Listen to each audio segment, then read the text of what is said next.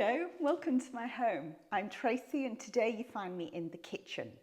Now I'm going to be doing tablescapes today. I'm going to be setting the table for spring and then I'm going to be doing a small switch up which will elevate it to an Easter table. So be sure to stick around to the end of the video to see that. Now there'll be lots of tips and tricks. I love to keep the costs down. I like to keep the budget really low. In fact, today it's zero. So I'm going to shop my home, I'm going to shop the garden, I'm going to show you how I put it all together. Grab a cup of tea, join me. I'm going with a washed linen tablecloth. Now I picked this up a couple of years ago in Home Sense for an absolute bargain of £20 and it covers this 8-seater table. Now I want to get some of the fold marks out, so I love this Lenore crease releaser. It smells absolutely amazing. Spray on, smooth over, creases gradually drop out. I'm going to use a runner, and as my style is relaxed and rustic, I'm going with the Hessian. Now I want it absolutely in the centre of the table, so yes, I am measuring. The rest of the design will be relaxed, but I need it absolutely dead centre. On top of the runner, I'm putting an old piece of wood that I found in my wood pile. I've cut it to the right length so I can get the placemats all the way around. And the reason for the wood will become evident very shortly. The placemats were found at John Lewis several years ago and they're sisal. Now if you saw my spring decorating the kitchen video, you'll know all about these pots. I bought dianthus, which is a perennial flower, and it will go all the way from spring to autumn for many years to come. And I've potted them up in these terracotta pots that I picked up at auction. They're finished off with some Hessian ribbon. I've got 10 of them in total, so they are going to go all the way along this board so they don't leak through onto the fabric.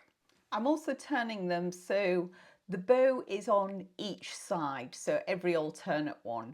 It's all about that attention to detail. Now my vintage crockery came from the auctions. I was bidding on a box of this Davenport burley-ware and I thought it was just one box, and when I went to pick up, it turned out it was 4 boxes, 196 pieces for £35. I was ecstatic. I love white crockery at the best of times, but to actually have all these vintage pieces is just wonderful. Now normally I would say, oh, this is my best crockery, so therefore I put it away and only bring it out on special occasions, but I'm getting to the age now where I think every day is a best day, so I'm not putting anything away for best. I'm using it and enjoying it.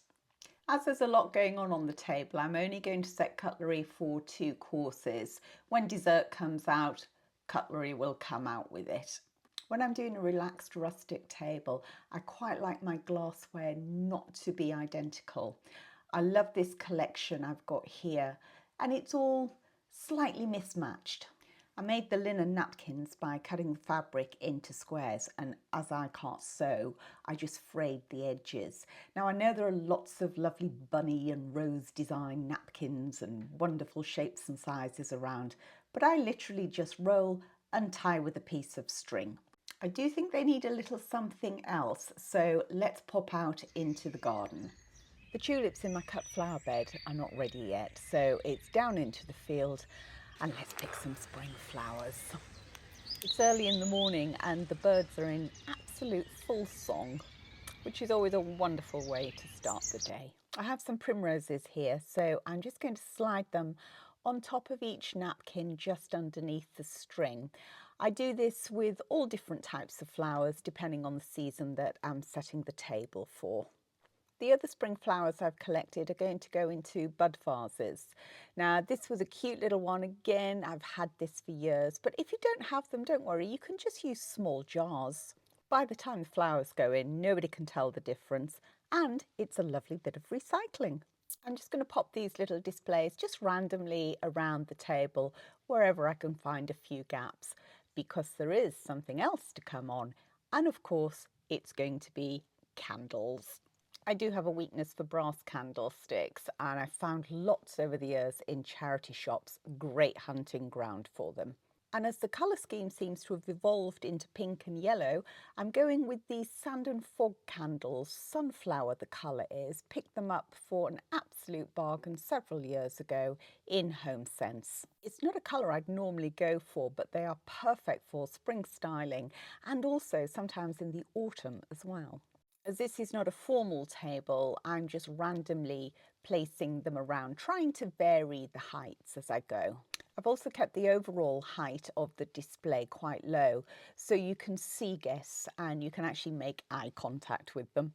One little tip I have for you is if you have a candle that's too big to go into the candle holder, just melt the bottom of it slightly. Let the wax drip into the holder, and as it softens up, you can put gentle pressure on and it will mould into the shape and therefore fit. So that completes my spring table. Nice, jolly, rustic, casual table. But I did say at the beginning of the video that I was going to elevate it to Easter. So with a few simple additions, that's what I'm going to do now. But where is the room, you may be asking? Well, I'm going to shuffle a little space in here. So I'm just moving the pots a bit further along so I've got a central gap. And while I was out picking flowers this morning, I picked up some branches from this twisted willow tree that we have. And I've given them just a very light dusting with white and pink chalk paint and decorated them with eggs that I picked up a couple of years ago. Now, one tip, if you're wanting to buy Easter decorations, buy them after this Easter when they're massively discounted, pop them away, and then you've got bargains for next Easter decorating. To carry on with the rustic feel, I've popped the branches into a vase that I've created a stone effect on. I do have a video on how to do this. So now I'm just going to carry this over to the table. No pressure, no slips, hold your nerve, girl. It gives an instant wow to the table and it's obvious it's Easter. But I think we need one more addition. Now, I bought these eggs in trays several years ago and I didn't realise they were actually stuck into the cardboard trays. So I've peeled them off and I'm hiding the unsightly bits inside each of the dianthus pots. The pinky colour works perfectly with the dianthus and even the flecks of gold on them coordinate with the brass. So 2 tables, spring and Easter, and I haven't spent a penny. I have literally shopped my home and shopped the garden. So I really hope this video has given you inspiration to have a good look around at what you've already got. How can you switch it up? What can you add to it for free? What's around you outside? Please let me know what you think in the comments, and if you've liked this, thumbs up, and if you're not subscribed already, please do subscribe. Thank you so much for watching, and I will see you on the next video.